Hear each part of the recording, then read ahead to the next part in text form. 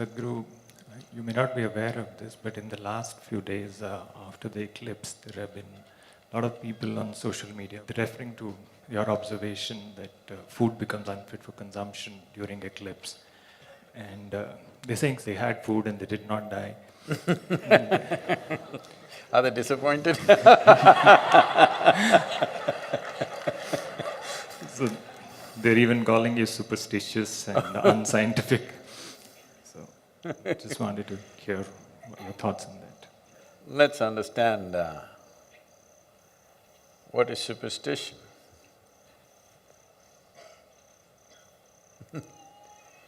Superstition is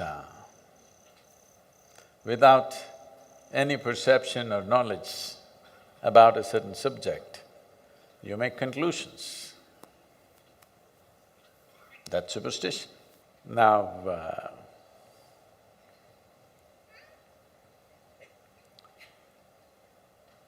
the nature of life is like this. Depends how sensitive you are. Accordingly, that profound is your perception and experience of life. This will not come through intellectual accumulation. Those who read a high school textbook, if they think they are scientists, what can I say? Because a genuine scientist, a scientist who has probed into any aspect of life,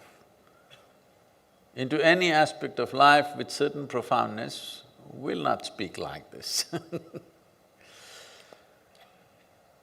Now, as a yogi, as far as possible, I will never consume anything which is cooked, which is more than an hour and a half old.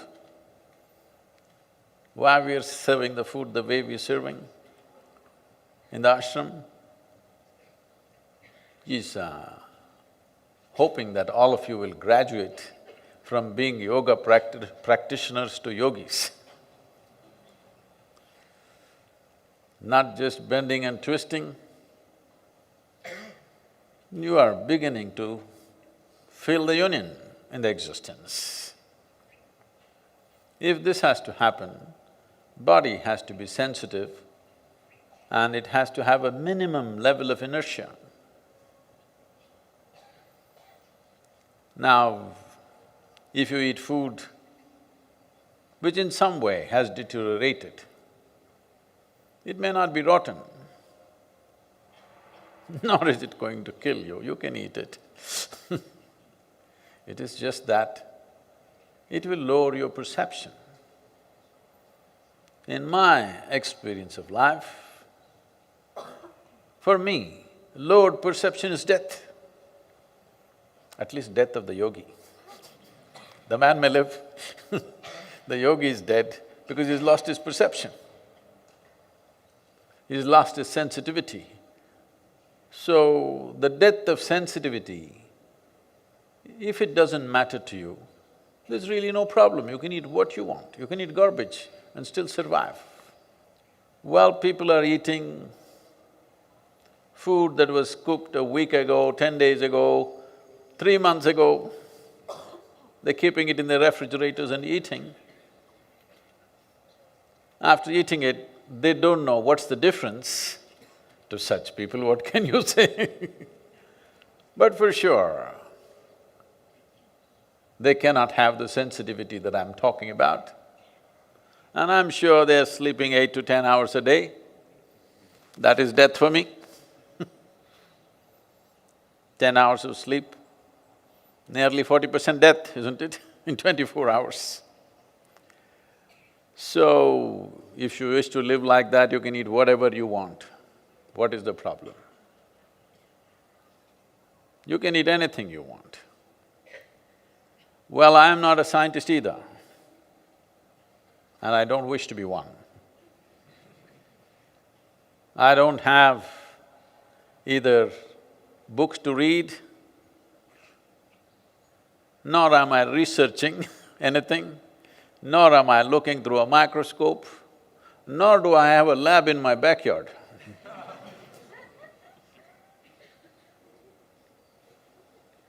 I just pay attention to this human mechanism, which is me.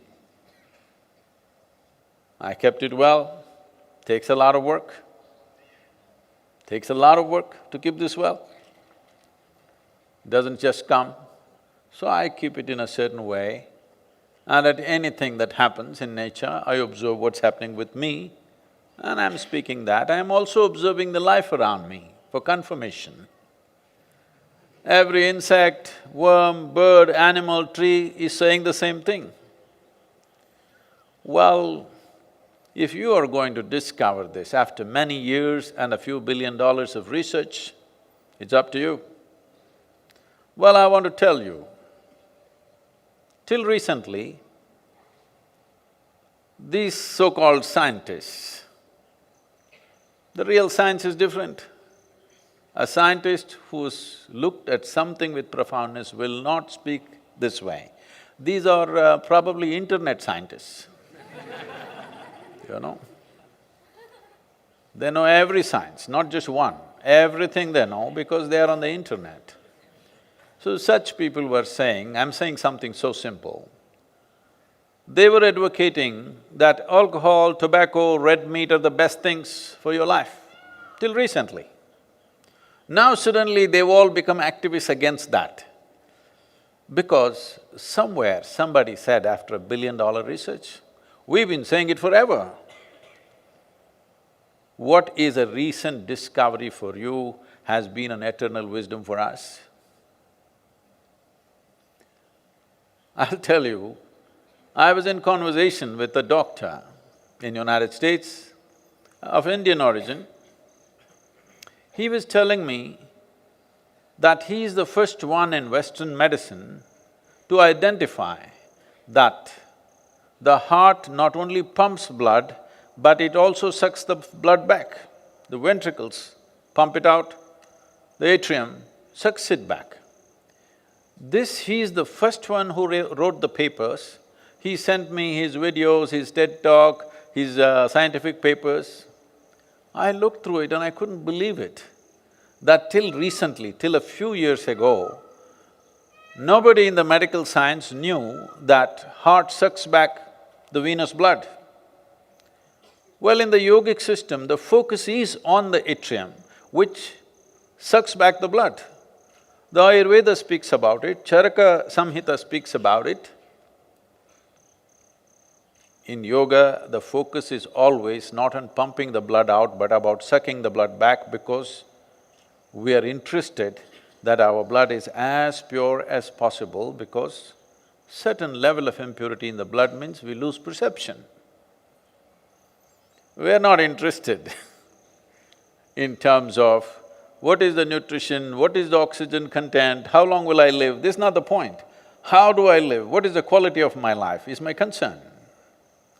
How profound is my perception is always my concern. And this has always been the concern of this culture and this science that we are referring to as yoga. So, if you think only if it's written in a book it is true, then you're very superstitious and religious, you're nothing scientific about you. You think night means just absence of light, or there is a phenomenal change in the very way the life happens from day to night. You ask every insect, bird, animal, tree, even the rock, it knows night is different. If you sit here with little openness, you will know it's not just about light. If you close your eyes, even in the daytime there's no light, in the night also there's no light. But is there no difference? Every meditator knows what's the difference, isn't it? So somebody will say, this is all rubbish, there's just absence of sunlight, that's it. That's what they're saying about the eclipse. Doesn't matter. I'm telling you, during the eclipse time, don't cook food and eat, keep it and then eat, don't do that. Eat before or after, because this is life sense, this is not internet science. The greatest ignorance is knowing that you're not ignorant. That's the whole problem. All the internet scientists, I please request you, eat some fresh food.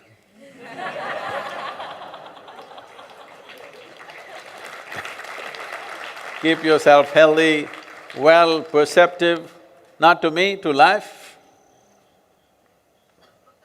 Eat during the eclipse if you wish. You won't die. Inertia will build up. If you don't mind the inertia, anyway you're drinking alcohol, smoking cigarettes, doing things, maybe it won't make any difference for you. Possibly it doesn't. If you take a high-end car today and go and pump gasoline in any of the Indian gas stations, which is 87 octane, your car will stop within a few kilometers. You need to buy special gas and put it into it. Why? Because it's high performance. So if you want to be high performance, what kind of fuel goes into you, you look at it carefully. You are a junk machine. Eat whatever, drink whatever, what does it matter anyway? Live whichever way you want. There's really no problem, okay? So, if you are disappointed that you did not die by eating during the eclipse,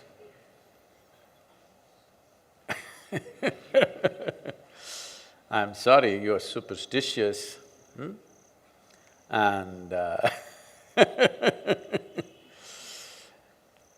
nature of life here is such that the earth, the sun and the moon have significant impact on this life. If you're conscious of its ways, you can ride this and make your life effortless and easy. If you're not conscious, these same cycles could crush you and everything you will struggle with. And you will suffer enormous prejudice within you, because prejudice and resentment will make you suffer more than physical disease or pain or injury. Please don't stay there. Try some fresh fruits and vegetables.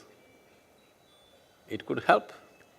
Whatever next eclipse comes, one eclipse you eat old food, another eclipse you eat fresh food, experiment and see.